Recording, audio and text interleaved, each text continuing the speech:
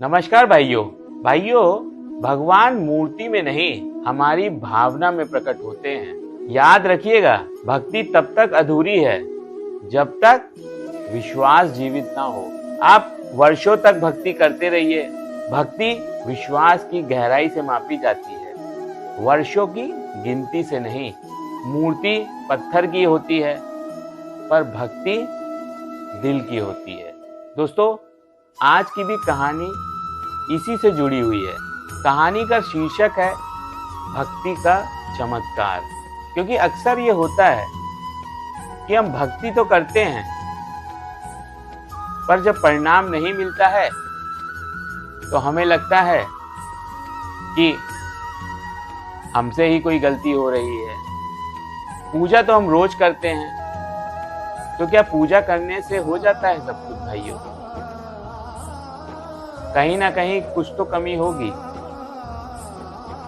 तो चलिए आज इसी से जुड़ी हुई एक कहानी मैं आपको सुनाता हूँ। ये कहानी एक इंसान की है जो बहुत जीवन में परेशान है, समस्याओं से घिरा हुआ है। जैसे आजकल हमारा जीवन रहता है, हम समस्याओं से घिरे रहते हैं, बहुत परेशान रहते हैं। हमें लगता है कि हम पूजा तो कर रहे हैं, पर हमारी जो आवाज है वो भगवान तक नहीं जा रही है। हम सब लोगों के साथ ऐसे ही होता है। तो उस इंसान के एक मित्र ने कहा कि तुम कृष्ण भगवान की भक्ति शुरू करो,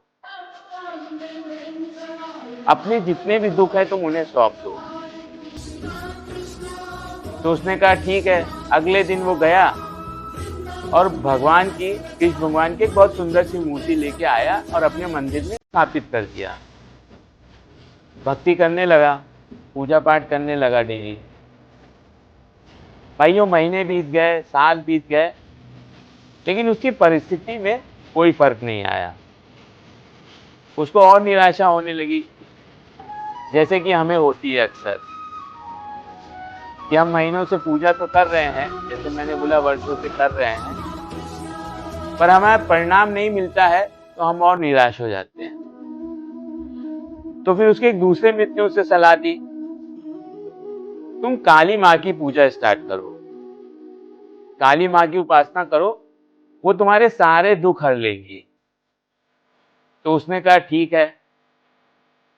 तो भाई वो अगले दिन गया, काली माँ की मूर्ति लेके आया और अपने मंदिर में स्थापित कर दिया।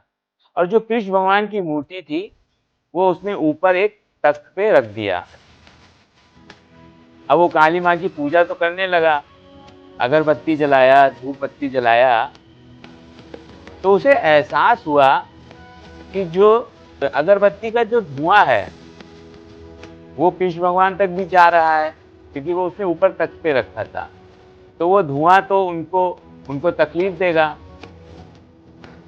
तो उसने क्या सोचा कि ऊपर उनके मुख पर एक कपड़ा बांध देता हूं, तो उनको धुआं नहीं लगेगा।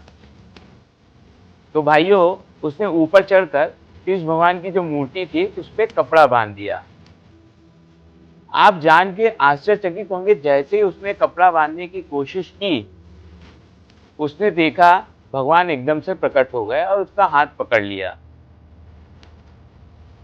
अब वो पहले तो बहुत डर सा गया और कांपने लगा। अरे भगवान, आप यहाँ कैसे? मैं इतने वर्षों से आपकी पूजा कर रहा हूँ, तब तो आप आए नहीं, और आज जब मैं आपका मुख बंद कर रहा था तो आप प्रकट हो गए। तो भाइयों, भगवान ने बहुत ही सुंदर जवाब दिया।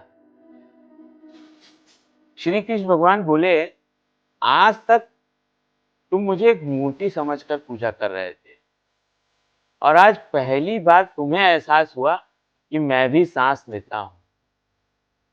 बस इसी क्षण में प्रकट हो गया। वो व्यक्ति बहुत स्तब्ध रह गया। भाइयों, भगवान आगे बोले, भक्ति केवल एक क्रिया नहीं है, भक्ति एक अनुभूति है। जिस दिन तुम्हें यह एहसास हुआ,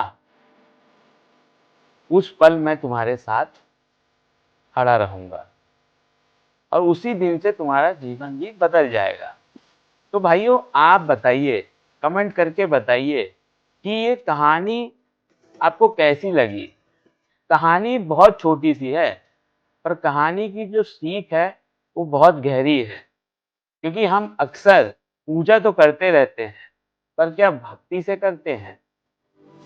मैं फिर कहूँगा, भक्ति वर्षों की गिनती से नहीं, विश्वास की गहराई से मापी जाती है।